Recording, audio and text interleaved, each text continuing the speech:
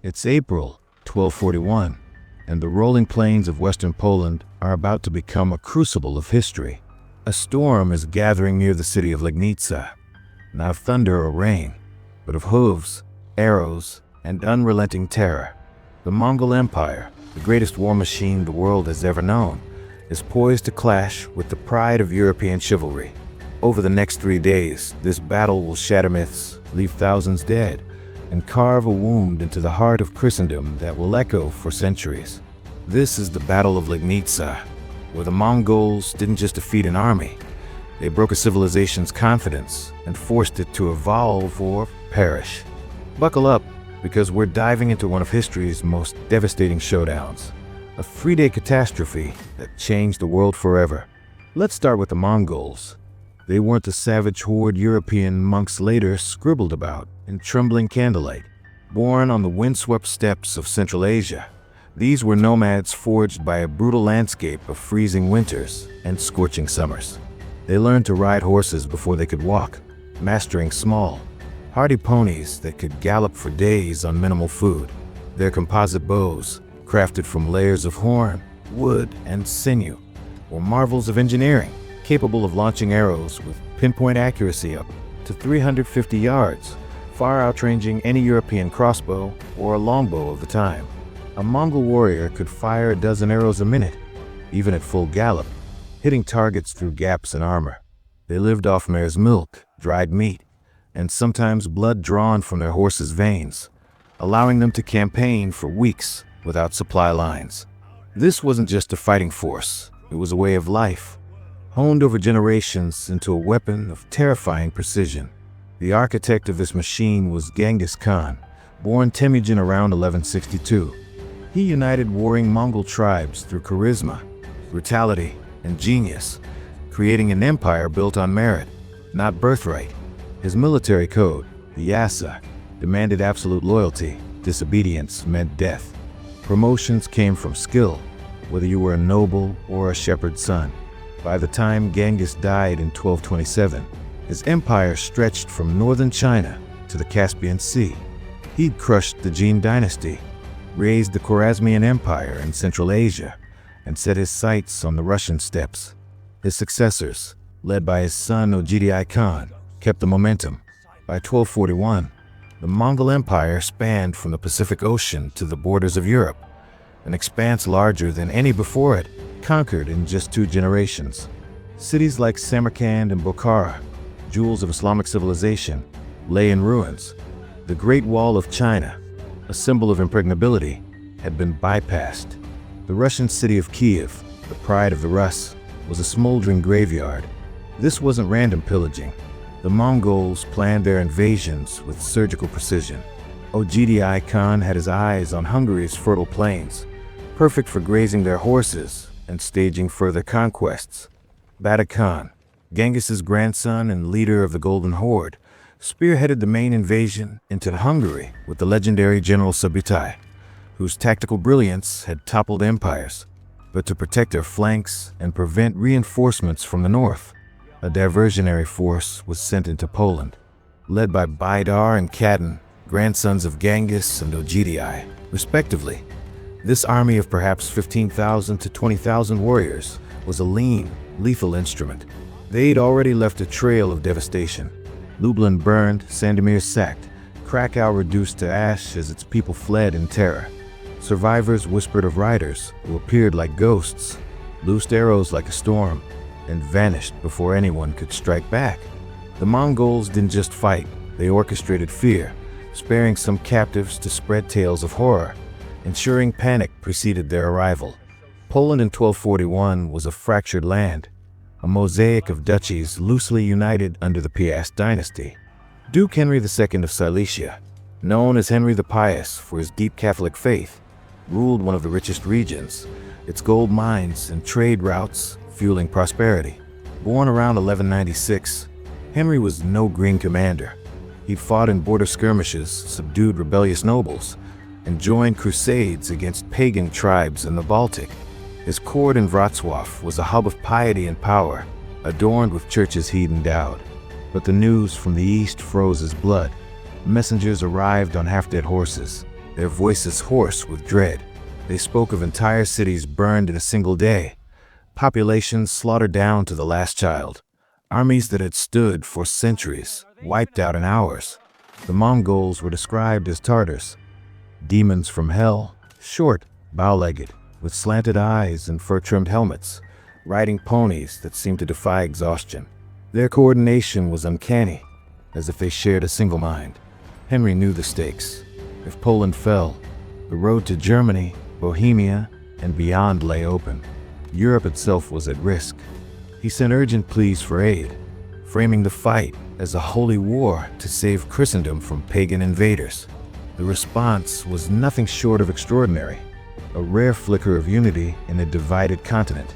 The Teutonic Knights, those grim warrior monks who'd been carving out a Baltic empire, marched south with their heavy cavalry, clad in white mantles bearing black crosses. The Knights Templar, legends of the Crusades, answered with a contingent led by their master, Ponce d'Auban, their red crosses blazing on white cloaks. The Knights Hospitaller, in black robes, added their own fierce warriors. Polish nobles from Greater Poland, Lesser Poland, and Opala set aside centuries-old feuds. Duke Mieszko to the Fat of Opala brought his entire retinue, eager for glory. Moravian infantry from Bohemia trudged north, their spears and crossbows at the ready. Even Silesian gold miners, men who'd spent their lives underground, volunteered, wielding picks, axes, and clubs as makeshift weapons.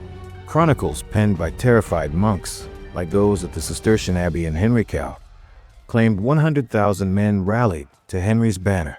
That's almost certainly an exaggeration, born of fear and hope. Modern historians, poring over population records and feudal muster rolls, estimate 20,000 to 40,000, a colossal army for the medieval world. To put it in perspective, William the Conqueror took England with maybe 10,000 men, and the largest armies of the Third Crusade barely topped 30,000. The Mongols they faced were fewer, perhaps 15,000 after detaching units for earlier raids. Their force was split into light cavalry, perfect for harassment and reconnaissance, and heavy cavalry armed with lances and sabers for decisive strikes. Baidar and Khadan were no mere warlords. Raised in Genghis's tradition, they were strategic masterminds, trained from childhood in the art of war. The Mongols had another advantage: intelligence. For years, their spies, often disguised as merchants, had infiltrated European courts, studying tactics, terrain, and rivalries. They knew the European knight was the tank of medieval warfare, a mass of steel, horse, and man that could smash infantry lines in a single charge. But they also knew the weaknesses. Knights were slow, their horses tired quickly under heavy armor, and their chivalric code prized individual glory over discipline, often breaking formation for personal duels. European armies relied on close combat, while Mongol doctrine was simple: kill the enemy before they can touch you.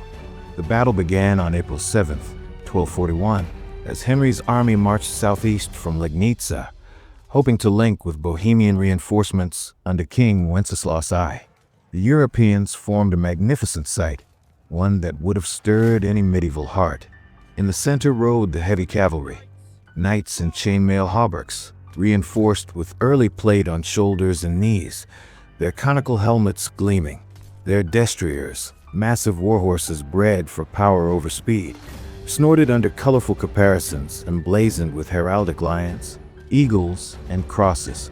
Each knight's armor cost more than a village's yearly output. On the flanks marched the infantry, Polish spearmen in padded gambesons, Moravian crossbowmen with slow but deadly weapons, and Silesian miners clutching crude clubs. Priests moved through the ranks, sprinkling holy water and chanting psalms. Banners fluttered in the spring breeze: the Black Cross of the Teutonics, the Red Cross of the Templars, the White Eagle of Poland. The men sang hymns, their voices carrying across the plains, convinced God was on their side. Then, on the horizon, a dust cloud appeared, not the steady churn of an army marching, but something lighter, faster, almost unnatural. The first Mongol riders emerged, like specters from a nightmare. They were small men on shaggy ponies, clad in the lamellar armor of leather and iron scales, bows slung across their backs. quivers bristling with arrows.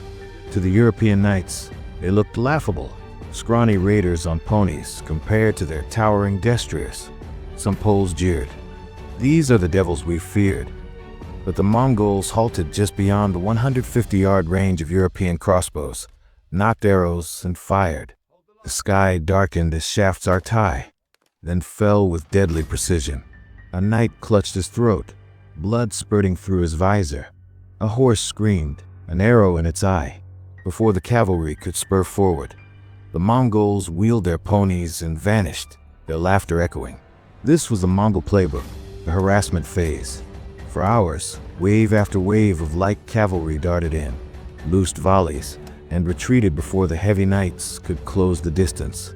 Each Mongol carried 60 arrows, with remounts bearing hundreds more, potentially over 1 million projectiles across their force.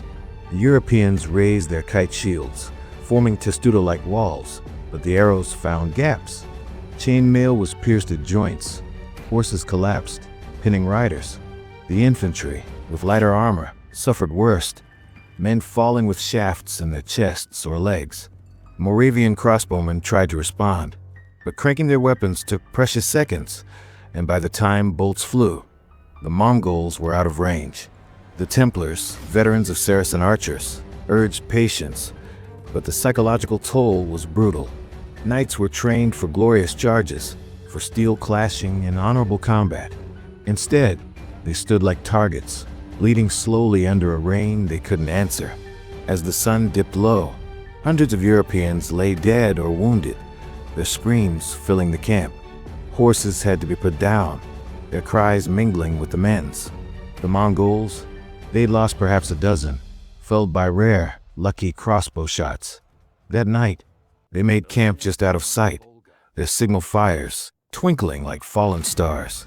All night, their war drums pounded, relentless, nerve-shattering rhythm that kept the Europeans awake, fraying their resolve. Dawn on April 8th broke blood red, an omen even the priests struggled to dismiss. The European army, exhausted and battered, reformed their lines. Many wounded had died in the night, their bodies wrapped in cloaks and stacked like cordwood. Morale was cracking. Arguments erupted in the war council. The Teutonic Knights, their Germanic discipline fraying, demanded an immediate charge to crush the cowardly archers. Duke Mieszko of Opala, his pride stung by the previous day's humiliation, threatened to withdraw his men if they continued to stand and be shot like cattle. Henry knew he had to act to hold his coalition together. When the Mongol horse archers appeared at dawn, resuming their deadly dance, he made a fateful call. He ordered Mieszko to lead a partial charge, not the entire army, but 2,000 of Poland's finest knights, enough to scatter the raiders and perhaps capture some for interrogation. The charge was a spectacle to behold. The ground shook under the weight of iron-shod hooves as 2,000 knights thundered forward, lances lowered, shields raised, their war cries echoing across the plains. For Christ in Poland. Mieszko bellowed, his banner streaming red and white. The Mongols, seemingly panicked by this wall of steel, turned and fled, their ponies kicking up clouds of dust. The Europeans pursued, their blood up, hungry for vengeance after yesterday's torment. "We have them," Mieszko shouted. "Press forward. Glory to God." The chase stretched for miles, the European destriers laboring under the weight of armor and riders, while the Mongol ponies, lighter and fresher, stayed tantalizingly out of reach. Occasionally, the Mongols turned, fired a few arrows, and spurred the knights to greater effort. Some Polish nobles, veterans of border wars, began to suspect a trap, their voices drowned out by the clamor of hooves and the thrill of pursuit. But Mieszko, consumed by battle lust, pushed onward, his men strung out over miles, their formation shattered. It was exactly what the Mongols wanted. This was their signature tactic, the feigned retreat, perfected over decades against Chinese, Persian, and Russian armies. As the Polish knights became hopelessly dispersed, the trap sprang with terrifying precision from concealed folds in the rolling terrain. Scouted days earlier by Mongol advance teams, heavy cavalry erupted, a shock to the Europeans who hadn't expected such a force. These weren't the light archers, but armored lancers, wielding curved sabers and spears, their horses clad in leather barding. Simultaneously, light cavalry units that had been circling unseen closed in from the flanks and rear. Mieszko's force was surrounded, cut off from the main army. Isolated on the open plain were the knights' advantages. Heavy armor, crushing charges, meant nothing. What followed wasn't a battle, but a slaughter. The Mongols didn't engage in chivalric duels. They circled like wolves, pouring arrows into the mass of men and horses. When knights tried to break out, coordinated lancer charges drove them back. When they stood still, they were shot to pieces. Mongol heavy cavalry struck only when the Poles were weakened and disorganized, delivering precise, devastating blows before withdrawing. Mieszko fought with desperate courage. Chronicles claim he personally cut down a dozen Mongols, his sword flashing as he roared defiance. But 5 arrows found him, through his shoulder, thigh, and chest, and he fell, his banner trampled in the mud. His bodyguards formed a ring around his body, singing death hymns as they fought to the last man. Of the 2,000 who charged that morning, fewer than 200 limped back to Henry's camp, their eyes wild with trauma. They spoke of demons who fought with supernatural coordination, who seemed to communicate without words, who killed without mercy. One knight, his armor pierced by 7 arrows, died muttering, "They are not men. They are not men." That night, the Mongols sent a message to Henry's camp, Mieszko's head, preserved in salt, with a note in broken Latin. Tomorrow, April 9th, 1241, dawned with a sense of dread so thick it seemed to choke the air. Henry's war council was chaos, barely holding back panic. Nearly a quarter of the army was gone, 2,000 knights reduced to a handful of broken survivors. The Moravian infantry, less disciplined than the knights, were on the verge of desertion, whispering of curses and divine punishment. Several Polish nobles had slipped away in the night, their retinues vanishing into the darkness. Henry knew retreat was impossible. On the open plains, Mongol ponies would run down his lumbering army like hounds after rabbits. The only choice was to stand and fight, to make one last desperate stand for Christendom. He chose his ground carefully, a field near the village of Legnica or Legnica field, with a slight rise to give his archers a slight edge, and a stream anchoring one flank to prevent encirclement. The Templars and Teutonic Knights, unyielding in their zeal, formed the center, men who'd sworn to die before fleeing. Polish knights took the right wing, the remaining infantry the left. Henry commanded the reserve, his personal banner raised high as a rallying point. As the morning mist cleared, the Mongols appeared. But something was different. They weren't moving in their usual fluid swarms. Instead, they wheeled out strange devices, large pots or cauldrons mounted on carts. The Europeans watched, puzzled. Were these cooking pots some pagan ritual? Then the battle began, and the true horror of Mongol innovation revealed itself.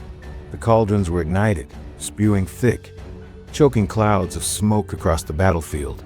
These were gunpowder smoke bombs, technology the Mongols had adapted from their conquest of China's Jin dynasty decades earlier.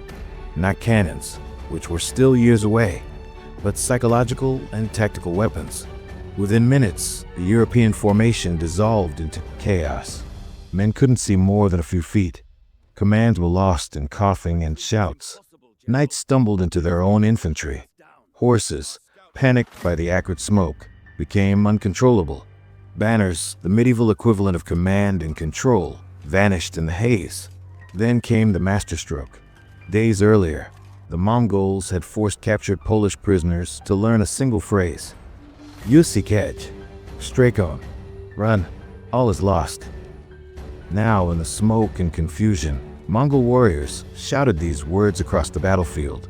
To the Polish infantry, unable to see through the fog, it sounded like their own commanders ordering retreat.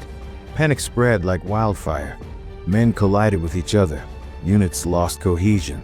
The infantry on the left wing broke first, streaming away in a desperate rout, exposing the center where the Templars and Teutonics stood firm. But they were now islands in a sea of chaos. The Mongols attacked with eerie precision. How they maintain coordination in the smoke remains a mystery. Perhaps drums or horns at frequencies that cut through the din, or maybe relentless training that let each unit act instinctively. Light cavalry struck from the flanks, their arrows finding gaps in armor. Heavy cavalry smashed into broken units, scattering them like leaves. The Knights Templar fought with the courage of men seeking martyrdom, surrounded, outnumbered, unable to see their enemies until they were nearly upon them. They formed a circle and fought to the last. Their master, Ponce d'Alban, was found after the battle with 23 arrows in his body, his broken sword clutched in his hand, surrounded by Mongol dead. The Teutonic Knights, desperate to escape the trap, formed a wedge and charged blindly through the smoke. Miraculously, some broke through, only to find themselves in open country with Mongol cavalry in pursuit. Their heavy armor became a death trap as their exhausted horses collapsed, one by one, under the relentless chase. Duke Henry, seeing his army disintegrating, made a desperate bid to rally his forces. He rode forward with his personal banner, a beacon in the chaos, shouting for his men to reform. For a moment it worked. Polish knights began converging on his position, their lances raised in defiance. Then, a Mongol arrow, fired by an unseen archer, struck him in the armpit, where his armor plates joined. He swayed but stayed mounted, blood soaking his surcoat, still shouting orders. His bodyguards closed around him, trying to drag him from the field, but the Mongols had marked him as the commander. They concentrated their fire, arrows, then lances. One by one, his guards fell, weakened by blood loss. Henry toppled from his horse. Seeing their duke fall, the last organized resistance collapsed. The battle became a rout, then a slaughter. The Mongols pursued for miles, cutting down fleeing men like reapers in a field. Armored knights cast off their mail to run faster, only to be shot or speared. Proud nobles begged for mercy in Latin, Polish, German, languages the Mongols ignored or didn't understand. Henry, still alive but mortally wounded, was captured. Following their tradition of honoring brave foes, the Mongols offered him a quick death. He refused, declaring he'd die as a Christian knight. They obliged, severing his head and mounting it on a spear, later parading it through Legnica as proof of victory. His mother, searching the battlefield days later, could only identify his body by his polydactyly, 6 toes on his left foot, a mark of his lineage. By noon on April 9th, it was over. The Mongols followed their grim custom, cutting off the right ear of each slain enemy to tally the dead. Chronicles report 9 large sacks filled with ears, suggesting 10,000 to 25,000 European dead. Virtually the entire nobility of Silesia wiped out, the Templars and Teutonics decimated. Mongol losses were minimal, likely under 1,000, their tactics minimizing exposure. The battlefield was a vision of hell. Bodies lay so thick you could walk for hundreds of yards without touching the ground. Carrion birds circled in clouds, the stench carrying for miles. Peasants would find bones in these fields for decades. The aftermath was a seismic shock. News of Legnica spread like wildfire across Europe. In Paris, King Louis IX began fortifying his city and drilling his army in new tactics. In Rome, Pope Gregory IX called for a crusade, not to the Holy Land, but to defend Europe itself. The Holy Roman Emperor Frederick II, locked in a feud with the Pope, found both sides open to truce in the face of this existential threat. Chroniclers like Matthew Paris wrote of the Mongols as God's punishment, their tactics demonic, not human.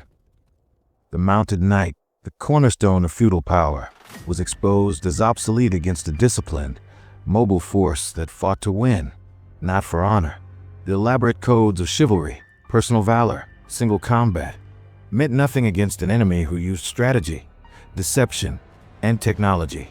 Salvation came unexpectedly.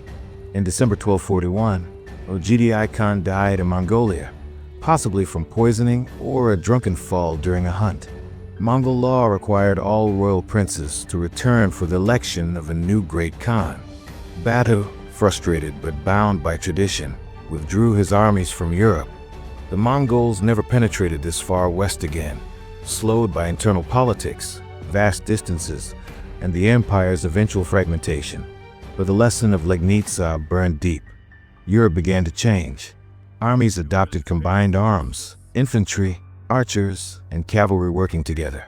Crossbows and early gunpowder weapons were prioritized. Professional soldiers began replacing feudal levies. When the Ottoman Turks, who inherited Mongol tactics, threatened Europe 2 centuries later, European armies were ready.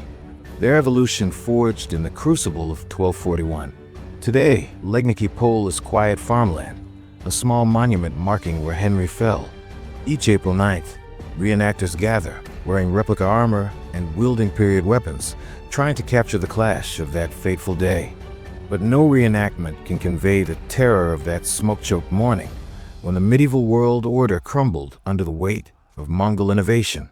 The hoofbeats of those riders still echo through history, a reminder that no empire, no matter how mighty, is immune to sudden, catastrophic change.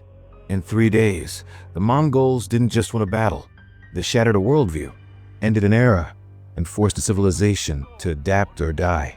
This was Legnica, where the old world fell, and a new one was born in blood and fire. Thanks for watching, history lovers. If you enjoyed this deep dive into the past, don't forget to like the video, subscribe to the channel, and ring the notification bell so you never miss a story that shaped our world. Your thoughts matter. Drop a comment below with your take, theories, or what topic you'd like us to uncover next. And if you want to go even deeper, check out the links in the description for more documentaries, sources, and recommended reads. Until next time, remember, history isn't just about the past. It's the key to understanding the present and shaping the future. See you in the next one.